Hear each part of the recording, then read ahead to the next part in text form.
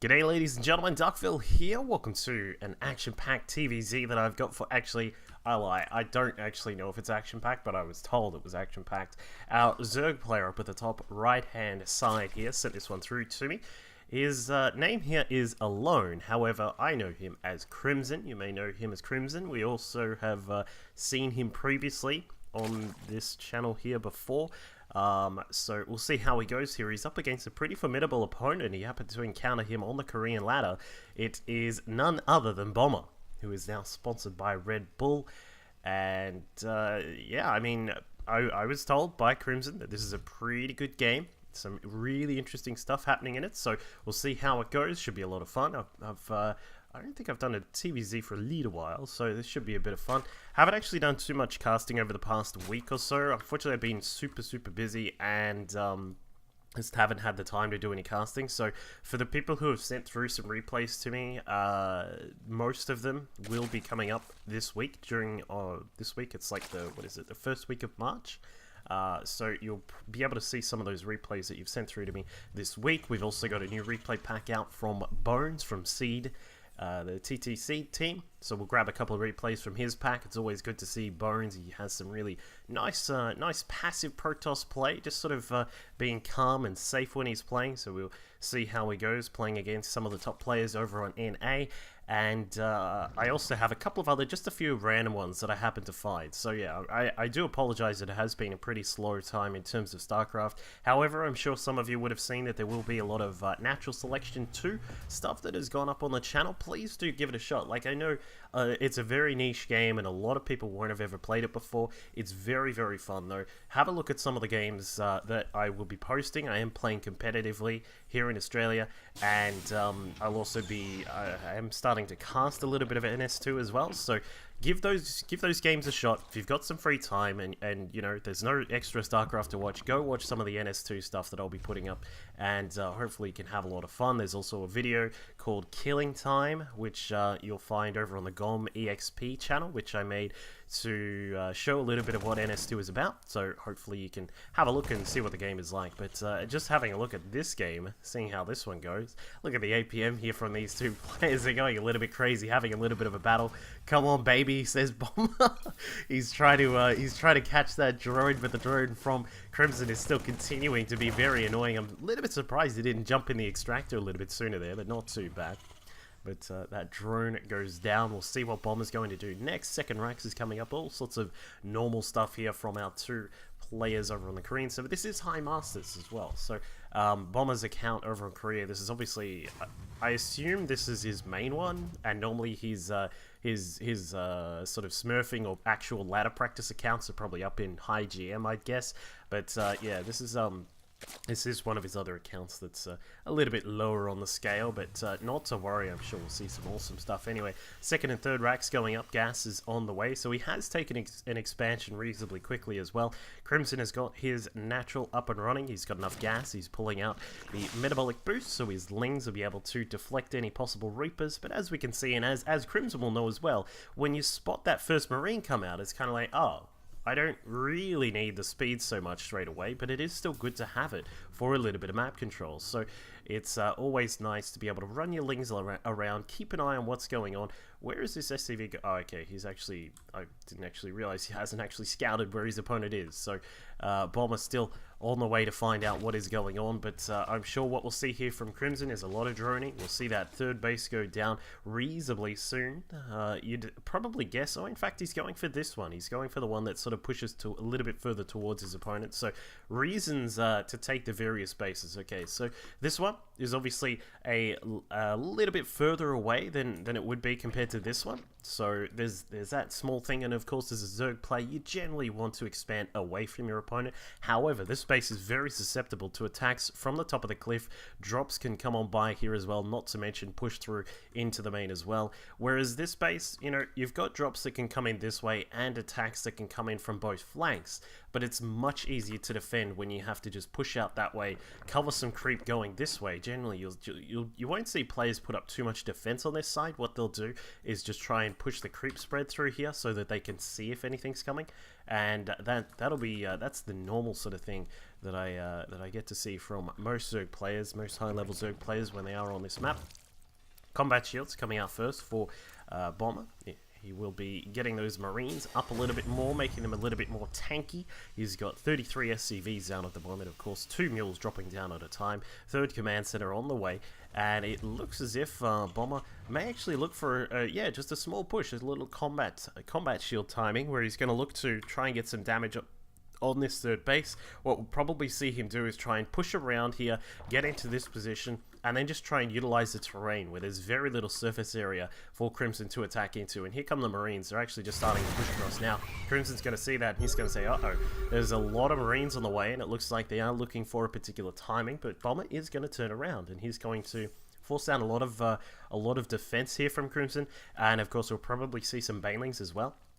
So he's just sort of, I'm a little bit surprised that he's just being a little bit hesitant in the middle of the map there. I think he's just decided to go against the plan there and just sort of turn it around, head across, and you know, force out some defense. It stops the droning for a little bit, as you can see here for Crimson. He's only at 39 drones, so he's had to stop for a little bit, make sure he has enough defense. Of course, combat shield Marines, you really do need some banelings or a heck of a lot of lings. So he's got a decent count of lings out. We've got some banelings here as well, and this is also going to slightly delay the 4th base in a way, because normally you know, when you scout out a Terran doing this kind of stuff, and wow, Bombers, he's turned around and he said, wow, what did he see that made him... I'm not exactly sure what he saw, because it's not as if that baneling nest is some crazy early one or something like that. It's just kind of a nice normal sort of timing for that, and it just sort of means that Crimson will have enough defense out. So I'm not exactly sure what all that was about. Crimson's going to spot that there is a lot of defense here for Bomber. There's 3 bunkers, there's even a 4th and a 5th behind all of that. So Bomber's just sort of, he's a little bit worried. He said, well, you know, I scouted out that there wasn't a second gas at the natural. I scouted the baneling nest as well. We didn't see a second Evo chamber, so Bomber's just decided to say, I better be careful here because of this Evo chamber and the baneling nest. I better be safe than sorry, I guess is probably Bomber's motto right now. But he is going to now finally push out to the 3rd base. His 1-1 is just researching right now. We can see the extra racks now starting to come through as well. So he is going to set himself back into that position that he would have wanted to be probably about a minute or 2 ago. You normally would have wanted this 3rd base by now. And once this is up and running, we'll start to see what Bomber's main plan is. Of course, for the moment, he does look like he's just sticking with a tank and marine-based composition. Of course, with the recent patch we saw a patch to tanks, a buff to tanks just slightly, and just recently in the recent patch we saw that change to mines a little bit. So I think Bomber's just wanting to mess about with some tanks a little bit more these days. So we do see, I have casted a few games of some Terran players going back to the old standard of marine tank, where you build up a nice amount of tanks, you then start to really push, and what you need to do is just set up these tanks, make sure they are shooting down banelings. You try and target the banelings with those tanks, and then you can start to roll through the Zerg. But this is something which used to be very, very popular way back in Wings of Liberty, before the advent of Widow Mines and Hellbats and things like that. So it is something that we, for a long period of time, did not get to see at all, just purely because Widow Mine and Marine was just a very, very strong composition. Where is the baneling speed? Here it comes.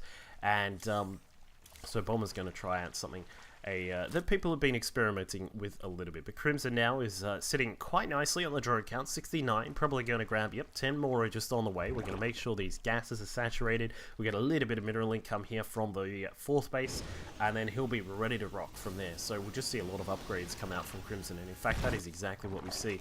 Mutas are going to be coming through, +1 to air weapons, and +2 on ground. Carapace is also being researched right now. 8 mutas are on the way. Now these guys are very, very key here, what you want to do with these mutas is make sure you are keeping an eye on various positions, like, you know, trying to stop drops coming through this spot. As we can see, Bomber's just going to do that particular play right now. So we'll see how much damage Bomber can get done. The mutas are actually just about to pop out. There's a little bit of static defense coming up for Crimson here, but is it going to be in time? It looks as if the Marines are going to have to lift up the medevac or boost down of there, trying to get away from those mutas. The 8 mutas are on the way, but there are 5 more being built right now. So Crimson's going to have a nice anti-drop defense, respectively, for the moment.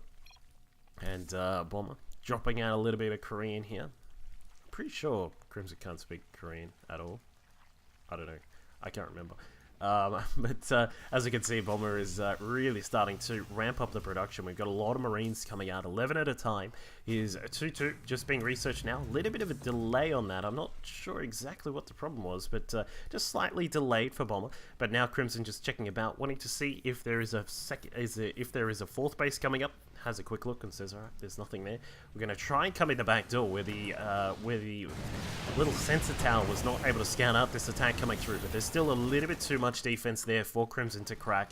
His mutas, however, are now going to swing inside the 3rd base. They're going to see what damage they can get done. There is 1 turret there. There is a bunker full of Marines. They stim up and jump out, and it looks as if Crimson will be forced back.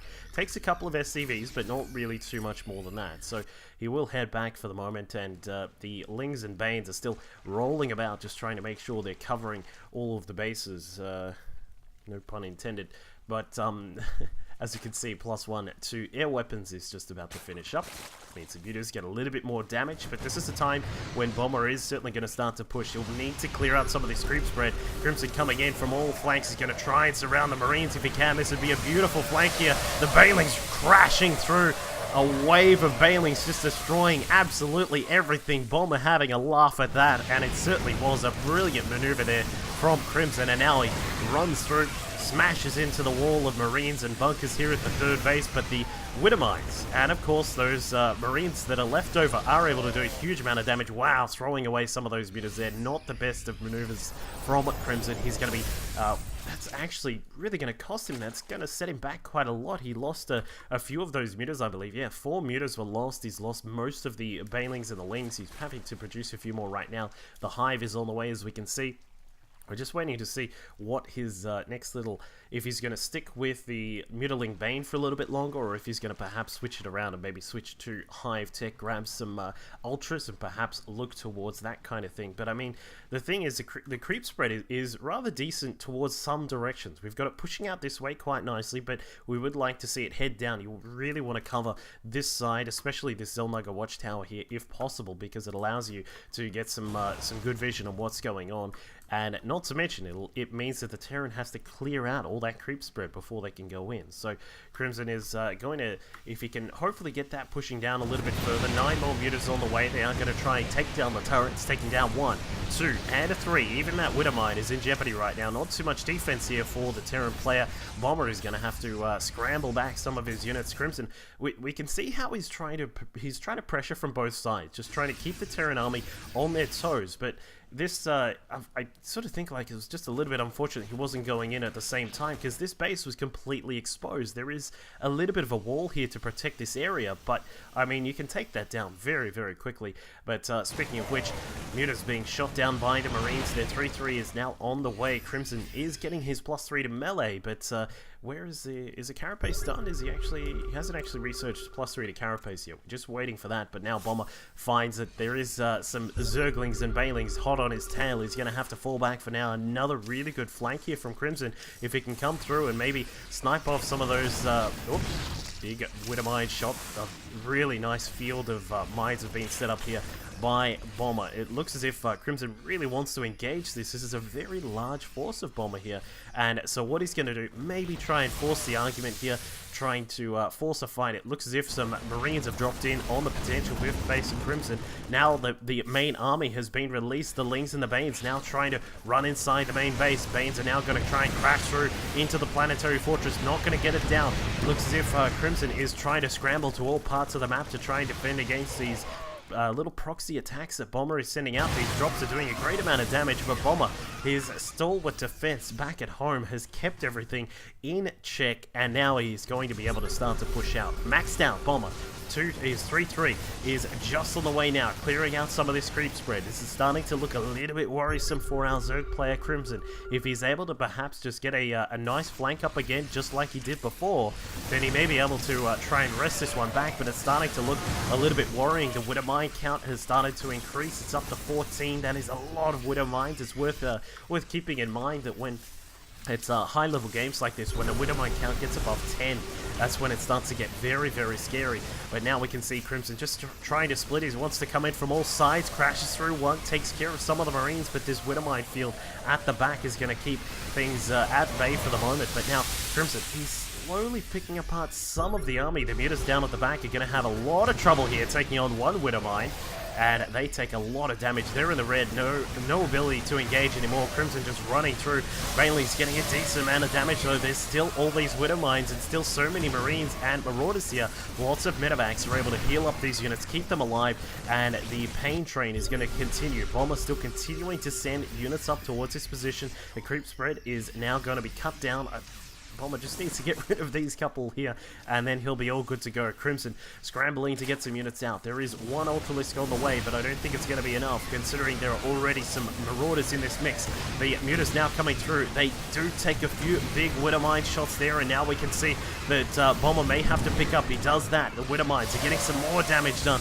Bailey's getting taken out by those Widow Mines, and Crimson is, well, he's starting to take out some of the units here, but the Mutas are getting very low. He's going to have to back out there. Just so much damage coming in from the Terran player with the 3-3 done. No real sort of tanking units on the ground. Crimson's going to have to get some of these Ultras out. The 5th base has been finished up, but I would assume that Bomber is going to look for his own 5th in a moment here, while he continues to push up. Chitinous plating just about done. +3 on the ground carapace is also on the way. So we've had some really good engagements here from Crimson during the earlier portions of the game. That early surround was just fantastic, but unfortunately, with the power of Bomber's macro is always immaculate, and the ability just to clear up some of these creep spreads, some of these Widow Mine hits have been fantastic as well. He's been able to keep in a very, very solid position here. So we'll see how Bomber, if he's going to be able to finish up this 5th base, if he can pick it up. This will be pretty, I'd say this would be lights out, because the thing about this base is that you're always going to be attacking this way. And what's up here? The Zerg 5th base. And this is going to mean that Crimson is going to have a very hard time keeping his economy in shape. Speaking of which, Bailey's now rolling through. Where are those splits from Bomber? There they are. The Ultralists are now coming through. They do have huge amounts of armor on them, but with so many Marines here, even a few Marauders thrown in the mix, that could be lights out there for Crimson as those Ultras all fall down. The Muta count is still sitting at a total of 16. It's not too bad, but it's not where it's not exactly where you'd want it at this stage, and you'd kind of want a few more than that, but not to mention you'd also want all of those Ultras back out on the field. Just try and get everything back together and try and clump up and kill off these units here. It looks as if Bomber had to misplace the CC at first, but now he's fixed it up. More Marines and Marauders on the way. The Rax count for Bomber sitting at 12. Crimson has currently got a lot. Oh, the Mutas just taking a big shot. Some of them very, very low on health there. And, I mean, like, Crimson is attempting to get his economy functioning again. We've got this 5th base, but also the 6th base down here, which is going to give him a nice amount of economy. But is it too late? Is it going to be able to save the day? Bomber moving forwards. The Marine, Marauder, Mine, Medevac Army, all the are coming out now.